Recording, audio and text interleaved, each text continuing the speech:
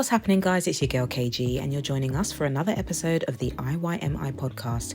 If you missed it, there are a few episodes that you can backtrack on to listen to and watch, but today we are joined by illustrator and drawing extraordinaire Peniel Enchill to discuss all things illustration, advocacy, and stories that are told by pictures. It is amazing to have her with us, and we are so excited to delve deep into some of the inspiration that she finds ahead of putting pen to paper. We hope that you'll enjoy this episode. Peniel, thank you for accepting our request to be interviewed. I guess I'm going to give the first take from us to Karen, and then we'll take it from there. Awesome. Okay, so thank you so much, Peniel, once again for joining us for this exciting episode of the IYMI podcast. You are, I guess, critically acclaimed, well celebrated, have definitely been on the Instagram grid or in the saved folder or file or across a DM of many a Black millennial Gen Z seasoned man or woman. You've helped us definitely identify with different life experiences, but equally so, you've helped us have some really difficult conversations that we may not have been able to voice ourselves. And I know that we are talking on behalf of a mass number of people who are very familiar with your illustrations. You're very talented. Dare we say very confidently that you're incredibly blessed, and we're grateful for you sharing such amazing illustrations. But we're interested today by kicking things off and just asking, the episode is entitled Draw Me Close. And you do really get up close and personal with a lot of the experiences that people have or are feeling or thinking or worried about. And how did this journey begin for you, Peniel? How did it begin? I often get asked where it started from, and I'm never able to pinpoint a specific time because in terms of illustrations, I've always drawn from a very early age. But I guess I always reference when I started posting on Instagram, as most of my journey has been lived on social media. So I would say I started sharing my work in second year of my first degree. I did a degree in economics and management. Wow, we love that. So we love multi-hyphenated women. We are, in our own right here on this platform, very multi-hyphenated. So we love the fact that there is no correlation between... Awesome. I wanted to do fashion because I thought that was the only thing that related to what I actually really liked doing, which was illustrating. But my parents were not having any of it. So I did art up until sixth form. And then for university, I had to drop it and choose, I guess, my second best or second favorite subject. So I went into economics. And I hadn't done it for a while. But at the end of second year, I came across a few illustrations, and I think it re-sparked my interest. I was like, oh, why did I stop illustrating? And then that's when I picked it back up. So I would say I started in, I think 2010, around about that time, illustrating and sharing my work.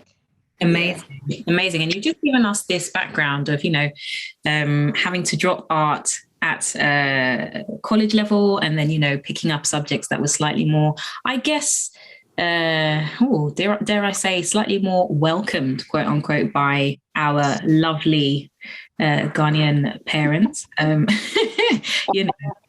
that being something that would be slightly more palatable, I guess, more celebrated, respected, dare I say, as well.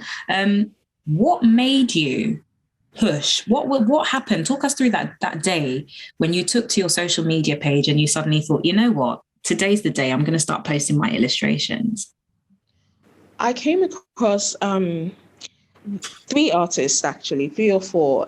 There was Hayden Williams, who is a Black British artist around my age, and Papo Pong. He's a Ghanaian artist. I actually went to school with him very briefly in Alpha Beta. when we were kids. So I knew his name. And then Kobiedu. They were sharing their illustrations on Tumblr. And I thought to myself, I love doing this. I could do this. So it wasn't anything deep. It was just the fact that, they're sharing their illustrations. I really love what they're doing. And I think I can do this too. I can share my illustrations too. And this was back on Tumblr. So I started on Instagram. So it wasn't anything, I guess, profound at that stage. I just started sharing my work. Awesome. And I think Esther's got a really cool question for you too. So go ahead, Esther. Peniel, so how do you come up with your illustrations? Like, do you illustrate with personal experiences, seasons, feelings that you're going through? How do you come up with an illustration? There's no one process. I say I have two things. So the periods of times in the year that I go without illustrating. So I go without posting new work, and it's because I have nothing to post. Instagram has become so content driven, consistency. You have to put something out there, and I've come to a point where I don't illustrate or I don't push till I feel like what I'm doing will make a difference or will touch someone or is aligned with what I'm feeling or the message I want to put out into the world. So going back to your question, I illustrate based on experiences around me. It's not necessarily something I have been through. It might be something a friend has been through, a family member has been through, something I have seen that is bothering me, something I have read about that's on my heart. From conception or from when I get an idea of what I want to illustrate to when I actually finish an illustration can take months, active months. For instance, I think I would say like the last viral set of images that I posted, which were the couple goals. Was a concept that came to me around August. It ended up being posted in February. Because I knew I wanted to illustrate that. I wanted to illustrate something about seeing perfect pictures of couples, perfect romance, like Black love on Instagram, and knowing what goes on behind closed doors is far from picturesque. I knew I wanted to illustrate something along those lines, but I didn't want to force it. So it's a matter of occasionally praying to God. It just kept coming. The concept just kept coming and going. So it was a matter of like telling God to drop the image into my heart. So it was in my mind from August. But I touched my iPad where I illustrate in February. And I think mid-February, I released it. So I have to get a picture, especially when it's a sensitive topic. Something I want to keep quite simple, not too literal. But I know it could go one or either way. Quite sensitive. I kind of wait till God drops an image in my mind and I just illustrate the image I see in my mind. You mentioned your last work going viral. I remember you did this post of a lady climbing was it a step or something? That was I think that was one of the first pieces that I saw go like viral. Like you had celebrities posting it, people posting it, editing it, putting in different things in the boxes and stuff. What was it like? Like, how did you come up with that concept of going into a new year and literally letting go of all these negative things, like leaving it in the past? Talk us through your first, like how that came to your mind and stuff. Yes. I always say that was such a pivotal point in my journey. because up until then, I was drawing just because things that I liked, things that I fancied drawing. And that image was one of them. I have downloads, things that I call downloads. I think I listened to a TD Jakes message, and he coined the term downloads, and it makes sense for what I go through, where I see an image in my head and I just want to put it on paper. It's not often that I get that. Sometimes I have to like tweak the image several times to like get it to an okay point. But there are times that I literally have the image in my head. I just have to put it to paper. It was one of them. And I didn't see anything serious. I just thought, I'm a New Year resolutions girl. Every single year I do a New Year. I do a couple of New Year resolutions. So I did not think it was a big deal. I just did something that I saw visually in my head and I posted it, and it went viral. And at that time, number one, I was young. I think I was 21, 22. So I was quite young. And I didn't know how to handle it. It was like a roller coaster of emotions. I gained 40,000 followers overnight.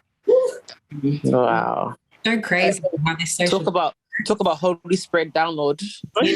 Literally led the way. It was so alien. The feeling was so alien. And of course, it came with a lot of negativity as well. So it was the obvious positives with it, but like there was a lot of negativity, the image being torn apart, being made into memes. And I took that quite personal because every illustration I put out, I'm an artist, so everything I feel like they're all my little babies. So anytime someone tweaked that image, I felt upset because they weren't tweaking it in a positive light. It was like making fun of it, making fun of people that made New Year's resolutions. I realized people that had initially posted the image, reposted the image, were taking it down because they didn't want to be made fun of. And it was quite hard. That's tough. Yeah, but it going. Yeah. It was my first experience that made me grow up. Grow up or just adjust quickly. To the world of like social media. And after that, I've had a few other pieces go viral. And I think after that, I became very careful with what I posted. So after that, I don't post anything that I can't defend. Wow.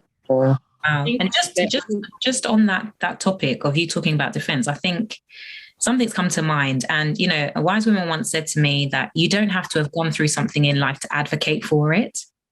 And equally so, you don't have to have experienced that thing in life to feel as though you are disqualified from talking about it. And, you know, you made reference to the fact that you were young, quote unquote. I personally don't feel that age is a disqualifier in any way, shape or form. There are some young people that know some amazing things, and there are some seasoned people who know some really, really in-depth and profound things also. But it's really interesting. You know, my question, I guess at this juncture to you is, how do you combat, or if at all, how do you get over illustrating about things that you may not have gone through? I know you said you're very sensitive about what you post now in particular as well, and what you draw. But how did, Peniel, age 21, 22, draw those very things that she had not yet experienced, i.e. marriage and starting a family and all of that? Was there ever any sort of imposter syndrome? Did you ever feel kind of, oh, am I qualified to? Am I not? Because there were lots of people who may be able to relate to the response that you give without applying pressure, of course. But it would be great to know, how did you overcome that? I would say when it comes to a download, because I have an inner conviction that this image is from God or is from something bigger than myself, I don't tend to have imposter syndrome about it. What I do I guess, feel is anxiety, how it would be received. But at the same time, I guess the feeling that once again I can defend what I have drawn, or this is not from me. It's like a strong conviction to put out that image. Yeah. I don't really doubt that I'm the right person to do that. But I do get anxious before I post any image or anything on social media, because once again, it's social media, you're putting your work out there. So whether it's something serious or something very lighthearted, I still get anxious before I post anything. Yeah. But yes, I guess with time, I have gotten better. I've honed in on my voice. I've come to realize that not everyone will like what you do. Not everyone will understand what you put out there. And I've come to separate myself from my work. Yeah. I've also come to separate myself from the comments about my work. Yeah. I've come to understand that it's art. I might feel one way about putting out this art, but my journey is different to what the viewer's journey is. The viewer might get offended about something that I put out there because of their personal experience. Yeah. So they make a comment that is simply projecting their experiences or their disdain or something that they've been through onto the work. So I have come to a point where I can separate that, like you're projecting. That's not what I meant when I was putting the artwork out there or the illustration out there. So I don't take it personal. Absolutely. And I think that's really key. Yeah. You've made some really key points. The first is that if you're chosen by God and you're led by him, he does the rest. He fights the battle, whatever that battle might be. And then the second one is that you're not synonymous with your skill or with your job or with your craft. You are you before you are the illustrator. And from a faith-based perspective, you are the vessel before you are the illustrator. And that's really powerful. We spoke a little bit at the beginning of this about the power that your illustrations carry, and equally so how they may help people to have conversations that are quite difficult. And similar to our podcast, if you missed it, we talk about conversations that are pivotal and pertinent that people may have missed, or may not have been able to have, or maybe not had the people to have those conversations with, or not felt comfortable, or that culture maybe has not permit. Talk us through maybe an example of, if you have one, someone telling you that the illustration that you've created has really helped them to either navigate a difficult or complex season, or to have a conversation with someone that they may not otherwise have been able to have, if that has happened. I wouldn't say someone sharing in detail, I guess, based on illustration, but I do get emails and comments quite often about two pieces come to mind: the miscarriage piece and the breast cancer pieces. Wow. They always come to mind. And I think for the breast cancer, I usually get quite a bit of gratitude in sharing those images that essentially just paint women that have been through breast cancer or have had to undergo the mastectomies in a pretty light. It's not usually seen as a pretty experience. So just bringing awareness to it. I get quite a few women that have been through it coming to say it's pushed them to go to fight another day, or it's made them really happy. So that's always quite nice, and that's something that I thank God for as well, to be able to do, because once again, it's not an experience that I have had, or thank God, or anyone around me per se has had that I can pull from. So that is just the grace of God carrying those illustrations through for it to affect someone. Miscarriage, at the point that I did the miscarriage piece, I think 3 people around me had miscarriages and were sharing that they'd had it and weren't able to speak about it. So they were like conversations, and these were people that I would never have thought had miscarriages, because they don't talk about it. And I think when I got pregnant, after I was quite not naive per se, but I was in such a positive bubble when I got pregnant, that towards the end, I realized how difficult fertility is in Black women, how many people around me are struggling with fertility, miscarriage, struggling to conceive. I became aware of it, hyper aware of it towards the end of my pregnancy. And I just knew I had to do something about it because I didn't understand why it was so silent, why I was just becoming aware of it. And was there shame to talk about it? Was it something that people didn't feel comfortable talking about? I just felt compelled to do something that opened, I guess, the conversation, even if it was under my comments, to share their experiences and make other people feel like they're not alone. There's someone else that's struggling. And there were so many tips, so many stories. It really made my heart happy after I shared that post, and women felt comfortable to share their experiences. And once again, I think that's the grace of God, because I was able to illustrate without any firsthand experience in that topic, for it to affect people that had firsthand experience in that topic. Speaking of experiences, you have this series that you do. Correct me, is it Ohima or? Yes. Yeah. And listen, when I tell you, I've been reading these captions that you put on, and I'm thinking, no, there's no way this is made up. It cannot just come from your mind. Absolutely. Because it is so vivid and it's so real, like literally someone's story. Literally. How do you create these things in your head? Like, how do you write it down? Holy Ghost gave her that level of detail too. I can't wait. Is it the Holy Ghost as well? No, generally, I've always been a dreamer. I have two friends that did economics with me, and I would always zone out in my economics class. And after the lectures, they would ask me, "What were you thinking about?" And I was like, "Oh, I was in Dubai on the beach.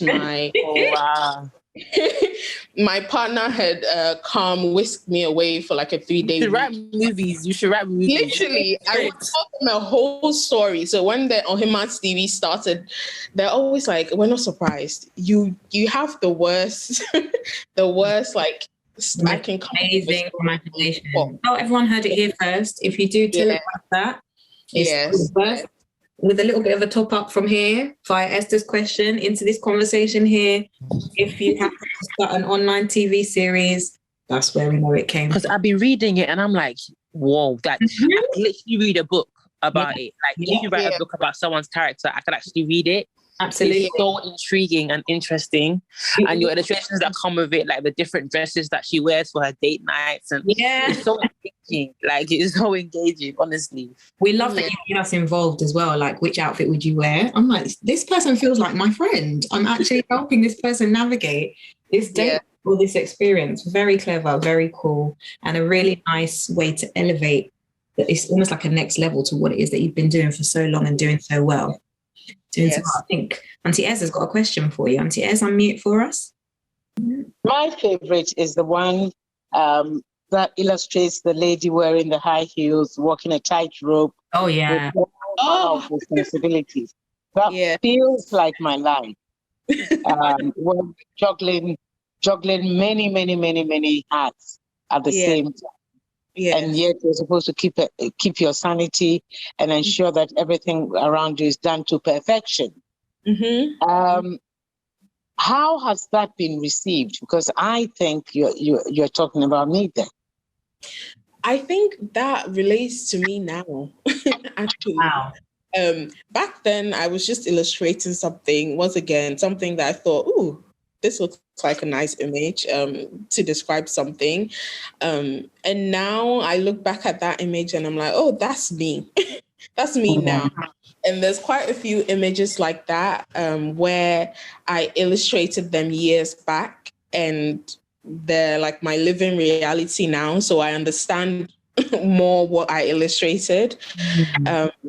But yeah, that image I think was one of the New Year images, or like saying bye to the ending year images. So I think it was received well. It was quite a while ago, but yeah, that sounds like me now. You just talking about it. Mm-hmm. Exciting. It was when this whole multi-hyphenate thing started emerging, and everyone finally came into accepting that it's okay not to be just one thing. Yeah. You can be more than one thing and do it well. So on behalf of everybody, thank you for that image and all the others. Thank you. Go for it. Auntie, were you going to say something? Sorry, I interrupted. Yeah, that's what I said. I've already asked my question. I was listening very intently. All the illustrations mean something to me, and I wanted to listen to what the young ladies think about the whole thing. What resonated with me is the one walking the tightropes in high heels, and it's not for me. That is the ace one. Yeah, I love it. Esther, have you got? I love it. I'm just proud of Peniel, because I remember when years back when I did Miss Ghana UK, she drew me. Oh wow! And yes, I did. Oh my God! See this? She drew me, and just to see how her drawings have gone from when she drew me till now, like that's powerful. The detail, even the way the woman's body is, how you've managed to just put everything right, like her hair, her makeup, her shoes, the style, everything is just so inspiring and so beautiful. Literally, like, your artwork is amazing. And you've mentioned people like Hayden Williams and Papa Pong, and I can put you exactly where they are. Like, you're literally at that level of an artist. Like, you're literally an artist. Yeah. Hands down. Like, from everything to your drawings, to your mind, to how you put things together. It's honestly beautiful, Peniel. Thank you so much. And I'm so proud of you. That's powerful. That's really powerful. And I'm glad I was following you before the 240 things to add to your following. I think it's so powerful that, like Esther said, she identifies you even more so on a personal level, but she identifies you as an artist. And there's nothing more beautiful than being an artist who is led by God, and your art tells a story. Art naturally is supposed to take us to a place where we have to cause ourselves to think. And a lot of your illustrations do the thinking for people who don't have the words, who can't even bring themselves to think about the horror or the trauma or the dreams that they feel so far away from, or the aspirations that they have that seem so far out of reach. And so to be able to be, it's actually no wonder that you say that it's God that leads you when you are illustrating, because you are literally doing the thinking and sometimes the speaking on behalf of a number of people. There are lots of single people who can attest to the narration of your drawings, and married people and seasoned people who can look at those and think, gosh, yes, if I'm being very honest with you, those are thoughts that I grapple with, or those are thoughts that even in my singleness, I'm fearful could potentially be something that I experience, or could be something that I need to learn how to do better with, or navigate certain type of way. So you allow for us, by way of these illustrations, to embrace, I guess, maybe fears, worries, but equally so dreams and hope. So yeah, I mean, I know you from online in terms of looking at the images and being like, oh, this is nice. I love this. Yes, this is, I love this story. I can relate. And, oh yeah, this makes sense. And even then I'm proud, So how much more everyone that's navigated with you and has seen the progress and the trajectory, and what is so much more to come, including a hit TV series in the form of IYMI. That would be so dope. It would be so dope. No, I really think something should be done about that. Absolutely. 100%. I'll watch it. I'll watch it. Do it. I think the younger generation will also really benefit from how it blessed us and how it still blesses us. So it's something done that pushes it far and wide.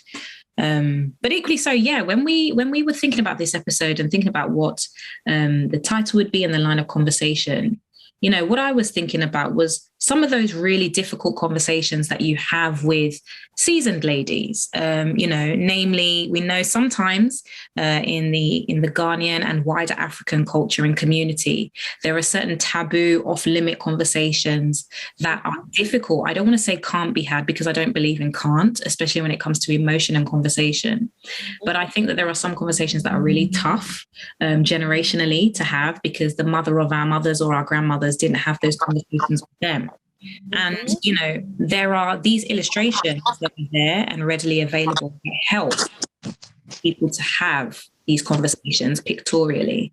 I wonder whether you might be able to give us an example of a seasoned woman, known, unknown, known to you, i.e. family, or a celebrity seasoned woman who you would love to, champion your designs, or to be able to share your designs and illustrations with people. If there was one lap or table, coffee table, or even photo roll on a phone that you wish that your illustration could be in, where would it be and who would it be with? I want to say Oprah. I knew you were going to say her. I knew you were going to say her. My only hesitation is I feel like she's really well seasoned, but I would want the African equivalent of Oprah. Yeah. I don't know if someone said Delay is the African Oprah, so maybe Delay can or Anita Erskine, or Ohina Gifty. I'm hoping I pronounced it well. Yeah, we've got a few promising examples, but Oprah is Oprah in her own right. Yeah. Oprah or Michelle Obama. Yes. Wow. Something like that would be quite. I would be over the moon. Well, Lord, you heard it. There's a new kid on the block. Yeah. There's a new kid on the block. Oh, yeah, there is a new kid on the block. I think she's on this screen. So, yeah, it's a laugh of jubilation and celebration. So, yeah, I would suggest you get one to Auntie Esme. Hey, Presto. Can I ask you whether you can get in the mind of older women like me, thinking of the fear or the uncertainty of aging, and yet feeling as if you have not achieved everything you would love to achieve, and looking into the future and perhaps being a bit forlorn as to how you're going to navigate that future. Wow. Have I given you some idea, or is this something you've done before? No, I haven't, but you just mentioning that is something, I mean, on a very minute level relate to. I mean, I just turned 30 and I was freaking out. And my mom, who is 50 something, was asking me, why are you 30? You're young. The fact that I was leaving my 20s, I was like, oh my God, I haven't achieved what I wanted to. I'm not where I thought I should be. So I can only imagine what it's like for someone that's far older. Even as young as we are, 30, we're freaking out, yet alone someone who is more seasoned, that truly feels like, wow, what's next? Have I done what I'm supposed to do? It's definitely a topic that I would love to illustrate. I might do sooner than later, actually. That's quite exciting. I look forward to it. Yeah. That's really exciting, because a lot of the seasoned ladies that we have the privilege of engaging with, we've learned so much from Auntie Ez. She shares a lot of candid things with us, and it helps us, I guess, navigate on a day-to-day, week-to-week, month-to-month. When you think about it, even in hindsight, you keep it at the fore, because while you are not the same as the people who have gone before you, there's a reason why they went before you in the first place. Glean from their experiences. I wonder, just on the same boat as Auntie Esme right now, whether there is some sort of, I guess, healing that can come from these illustrations for the more seasoned audience. A lot of them are living with, regrets, fear that Auntie Esme has highlighted, anxiety of the future. Is there a way that, in the same way your illustrations to the Gen Z and millennial audience, the way that it's helped us prepare for or even navigate current situations, is there a way that we can celebrate the idea of your illustrations then helping the seasoned audience to communicate with us, the younger millennials who, for some reason, maybe don't get it, quote unquote, or can't relate, or, there are mothers and grandmothers who are sat somewhere wishing, dying to tell us, how hard certain seasons of their lives have been, but they just don't have the words and they just can't seem to tell us. Parents who are estranged from their children and just wish to be able to explain and express how they're feeling. Even if they have the words, it is not something that was the norm in their time, and therefore it's difficult for them to mouth what they really should for the benefit of the younger generation, because to them you do not, so to speak, wash your dirty linen in public, if you see what I mean. Yes, that sounds like a series. Yes, that's like a short 3-part series, maybe. That's actually a really good idea. I think you will feel their knowledge and like what they would actually like to say to the younger generations about the life they've lived. I wonder if I'll be able to capture that in, like, let's say 3 poignant images. I think so.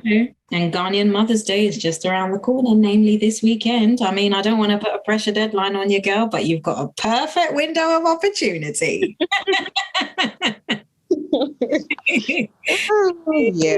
Yeah, that's a really. I'll be particularly interested in seeing that. Yes, because I know for me personally, as well as for lots of people that I sit and have a conversation with, my age group, there is a wealth of experience. And yet a lot of people also feel that, gosh, I haven't done enough. And we're going into our twilight years. We have many more years behind us that we have ahead of us. Yeah. And I certainly, even last night, was having a conversation with a friend who, for some reason, thinks she may be dying. And therefore, we had this conversation. And it's a burden for a lot of people to have to bear. And even if she weren't dying, this is enough to pop her off. The anxiety, the fear, the uncertainty, the regret that a lot of people are living with. And sometimes, as we said in the beginning, these pictures, these illustrations, and the thought and the heart that goes behind it, and more importantly, the catalyst that is, the Holy Spirit that helps you in creating them, really needed, really necessary, and it's very important. I'm mindful that last comment was very sensitive, but I'm equally so very mindful that we are 44 minutes into this episode, and 30 minutes was the time allowance that we were given. And what we've just discussed, what we've just discussed brings way to a very nice final question to Peniel, asking her, in the next 5 years, where does she see herself? Absolutely. I mean, we already put aside the TV show, but we'll let you add it in again, because I see you doing a TV script. Yeah, if you speak it, it all happens. Write in a book. Yeah. Yes. The next 5 years. Do you know what? I have stopped making it like. I know we're supposed to have goals and visions, and I have quite a few.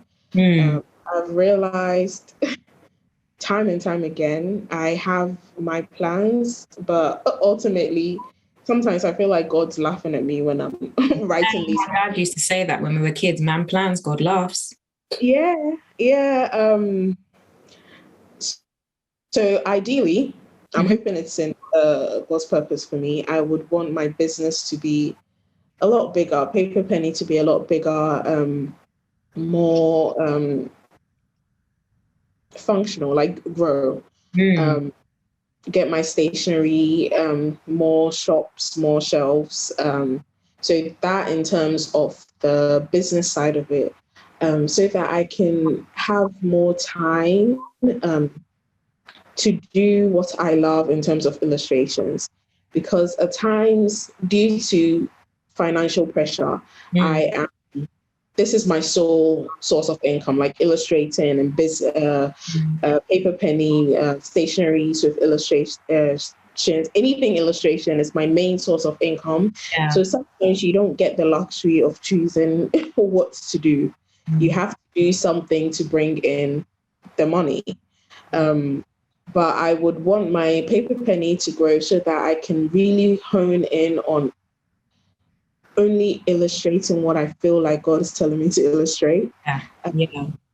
Nothing influenced by what I think people would like. Only influenced by what I think I should put out there, what I want to put out there. In a summary, and obviously a growing family. I want to be settled in Ghana. Peaceful. Let me add the peacefully, because I'm quite anxious about it. Comfortably settled in Ghana. But once again, they're all plans. Really, the will of God should happen. Yeah. And from your mouth to God's ears, when you say comfortably settled in Ghana, we're hoping that by which point, the restaurants that we love so very dearly will not just tease us with saying that certain things are on the menu, but they will actually be there, that the internet will behave itself like it has for this particular episode recording, that all the good things that Ghana is so capable of rendering onto its people will be yes. Yes. So Peniel, can I ask you, apart from the first illustration that has the arrows in the back of a man protecting his daughter, I would imagine, do you actually factor in men's feelings and the pressures that they have to face in trying to appear normal and so on and so forth in this life, this journey called life? Not really. Not often, or not as often as I guess I would like to. A lot of my illustrations come from, I like to say, a millennial African diasporan woman's point of view. So by nature, naturally, I alienate men because I think one reason why my illustrations speak to the people that I speak to is because they relate and I can do best what I know. Yes. I'm unable to. I was actually surprised that image did so well. Yeah. Because me thinking, what do men feel like? I have no experience in it. I rarely speak to, apart from my husband and maybe my father, I don't have a lot of male friends that would share necessarily their deepest concerns and stuff. I'm a girl's girl, so I'm more surrounded by women and women's experiences. So that's what I'm more inclined to draw. And the other thing is most of my followers are women. I think with the metrics, only about, let's say that 5% of my followers are men. Wow. So naturally, I'm more likely to cater to the women than the men. They will feel left out. Because what I find is happening with all the advocacy for women or girl power is that in the process we neglect the men. Yeah. And a lot of times I have quite a number of male friends. We have chats and they always say that we're concentrating on the girls or the ladies or the women, but the men are lost in all this and they don't know where to turn. And we don't seem to consider that. And if they are lost, then they are not likely to be good husbands and fathers, are they? So maybe this is an area that is virgin territory for you, and you could explore. Yes, I know you're not a male, but perhaps a little reading, just like when we're reading the classics growing up and we're imagining all these sceneries that we hadn't set foot in England before. I think it's interesting what Auntie Esme's saying, you know, especially with regards to the guys.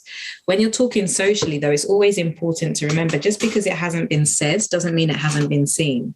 And with a business and I guess, you know, the business arm of your illustrations and just the page and the way you operate in general, it's an open page. So people will see. As with social media, people see, they don't necessarily engage or like with. So I wonder, you know, whether there are people who come to view, you know, men who maybe have had partners or have girlfriends or sisters who are navigating those experiences and have come along to have a look to see if they can understand or they can, you know, get a better sense of how to navigate this or what sort of thoughts the woman might be having. It sounds, you know, like, all fairy tale and Disneyfied, but I do really wonder, because I know there are people who come to observe people's pages and don't necessarily engage, but glean. Yeah, definitely. Yeah. There's that crop of people. I think I see this from two perspectives in terms of, I feel like I serve men by illustrating what women are thinking that might not be getting across to them. So like a visual depiction of like what a woman is thinking, what a woman is feeling. And then on the flip side, I would say this is where the imposter syndrome comes in. So I feel like unless led, I will feel like I'm not the right person to tell that the male story.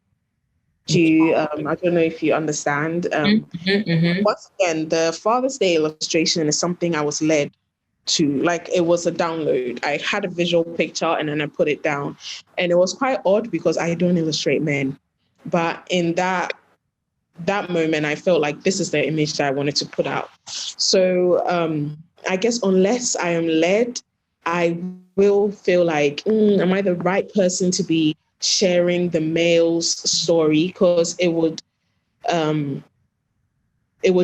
be me trying to think of what the men are thinking of.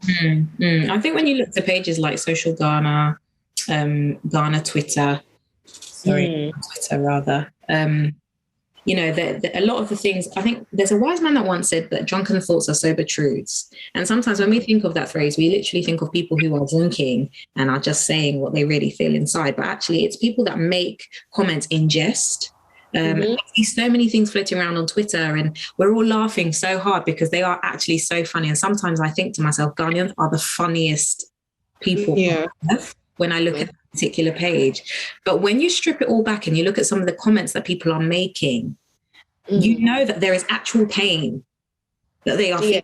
You know, the comments people make regarding e-levy and political, you know, left or right and you know, even down to food and leisure experiences, lifestyle experiences. Yes, it's very different. And I'm not trying to trivialize any of the depictions that you illustrate, but that in itself is also a way of understanding some of the things that these gentlemen and people at large are going through or are, you know, battling with or have in their minds.